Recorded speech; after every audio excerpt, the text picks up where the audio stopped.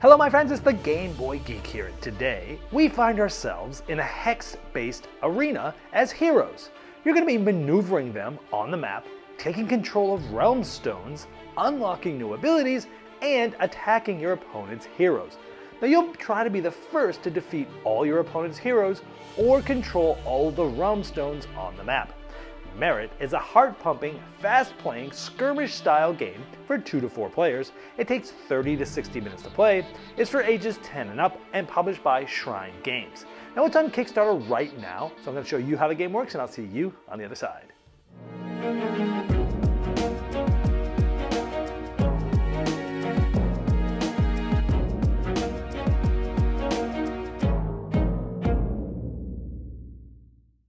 This is a Kickstarter preview, so all the art and components you see here are not final. These are prototypes. To see the most up-to-date art and components, check the Kickstarter link in the description of this video. Now this game can be played 2 players or multiple players, and in this case I'm going to show you how the game works in the 2-player version, and then I'll talk briefly about how the multiple higher player counts work. At the beginning of the game, you're going to be going through a drafting procedure where you're going to be selecting different heroes. Each player is going to get 3 total heroes. Here's some of them, and they have artwork, and they have different abilities that you'll be able to unlock throughout the game. And here's 3 more of these. Now in addition to that, each of these different heroes also comes with miniatures. And so here you can take a brief look. Again, these are prototype miniatures, but this gives you a feeling for what the end product might look like.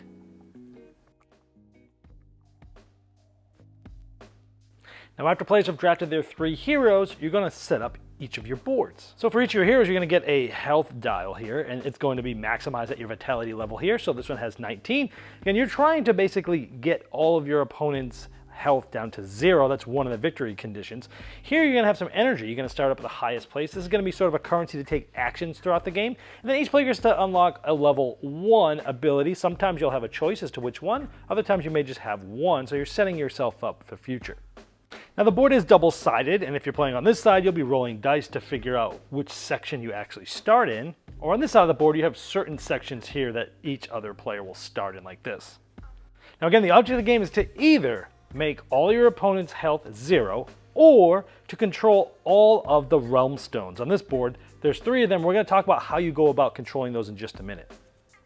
Each round goes through 3 different phases, level up, turn phase, and reset phase. I'm going to focus on the turn phase because that's where the majority of the game happens. Now during this turn phase, each player is going to end up taking 3 alternating turns, and on each of these turns, you can spend up to 3 energy, and you have lots of flexibility. You can spend all 3 energy on one hero, or split it between 2, or split it between 3, whatever. You have all the flexibility for 3 energy at a time to take little turns there, and that'll be the next player's turn. So one of the things you could do is, again, you're gonna spend an energy, you just go like from here to here, and one of the things you could do is move up to the maximum amount. This shows you how much this character can move. Elvira can move up to 2. So let's say in this case, she wants to go just 1 because she's adjacent to that realm stone. And for the second energy that we spent this turn, and they're going to influence this realm stone. Since it's empty, they're going to place a die of their color at 1. If it was already at 1, that energy spent next to it would make it a 2, and if it was already 2, it would go to a 3. 3 is the max that it can go. However, let's say it's at a 1, like now, and let's say another player ends up moving next to it, and they spend energy to influence this realm stone. If it has the opponent's die, it'll decrement it by 1. If it's a 1, it'll just come off. So they could spend an energy to take that off from a 1 to nothing, and another energy to place their own die here as a 1. Again, one of the victory conditions is to have a die on all of the realm stones, but there's also a phase before the turn phase that you're going to be getting things for having these realms. I'll talk about that in just a moment. Now let's just assume that the board looked like this. We had 1 more energy to spend, and let's say we're going to activate this character. Notice that this hero has 1 space in between them and the opponent's hero.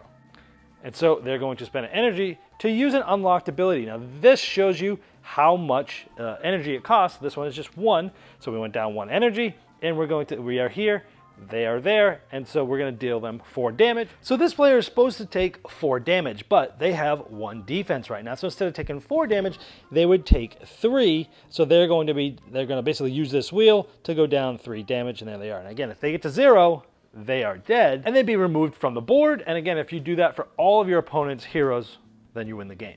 And since I've spent 3 energy, it would then be the opponent's turn to do that as well. So you're going to go back and forth 3 times, spending up to 3 energy. Once each of you have done that 3 different times, you're going to go to the reset phase. Now at that point, if you have a die on all 3 realm stones, you'd win. Otherwise, you're going to reset all of your energy on your heroes back. Now remember, the rounds go level up, turn phase, and reset phase. Those are the 3 phases. We haven't yet talked about the level up phase, so let's do it now.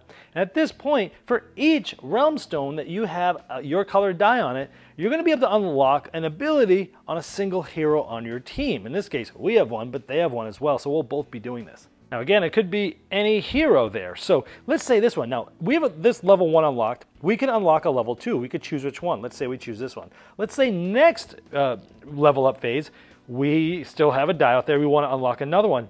We can unlock a level 3. As long as you have one from the level above, I can even unlock this one, even though it's kind of on the other side of the board. As long as you have at least one level 2, you can unlock a level 3, and a level 3, you can unlock a level 4.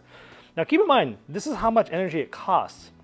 And on that turn phase, remember, you're spending up to 3 energy. You can spend it any way you want.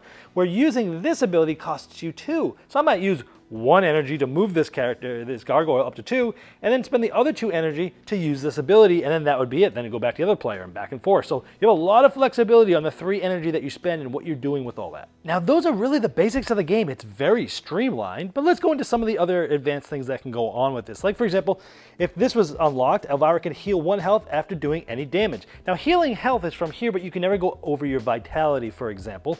But then there's other things, like Elvira loses 2 health and receives 4 rage, or inflict 1 bleed. Well, what's all that? Now there's a nice little play area that shows all these different conditions, and there's tokens that come with the game to help you, track this on the board. For example, that bleed is a negative effect. It can stack up to 5, and then that affected hero takes 1 damage, ignoring the armor, per bleed token on them at the end of the round. So the person's trying to get those stacked up, and the other player's trying to get them removed, and because it's going to be a big thing at the end of the round, for example. Or we just talked about rage. It's a positive effect, stack limit of 4, and that affected hero can spend a rage token to add 1 to any single attack. So again, look at all these different things that all the different heroes can do.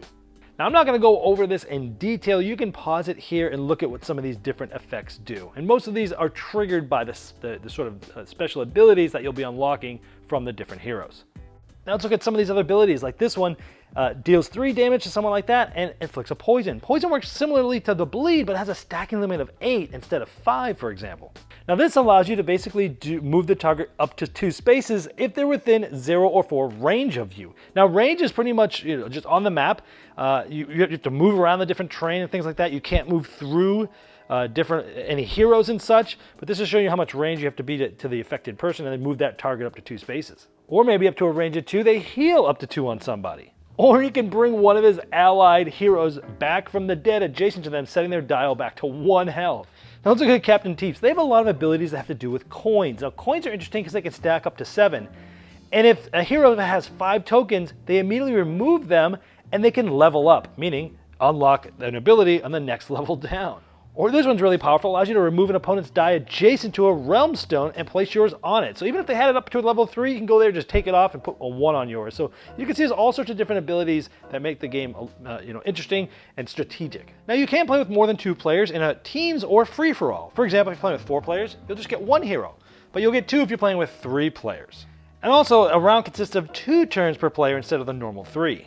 And if playing in teams, the team collectively has to decide which heroes are going to level up depending on how many dice they have on the realm stones. Now you can play in tournament mode with 4 different styles. You can do bans where before the tournament starts, players take turn banning certain heroes that can't be in that specific tournament. You could also do a single draft where a draft pool is created by the organizer, and then each player chooses 2 heroes, going from first player to last, and then 1 more hero going from last player to first, but you'll keep those heroes for the entire tournament.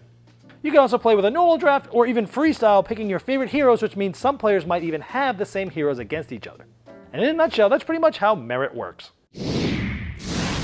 Well, there you have Merit. And as I showed in the overview, there's a lot of strategy from even the beginning of selecting your heroes, which abilities to unlock, and going for one of the 2 different victory conditions. Now, if you'd like to see the most up-to-date art and components and all the different pledge levels available, you can click the link right below me in the description of this video. Now, that's going to take you directly to the Kickstarter project page, and I'm sure that Shrine Games would love your support.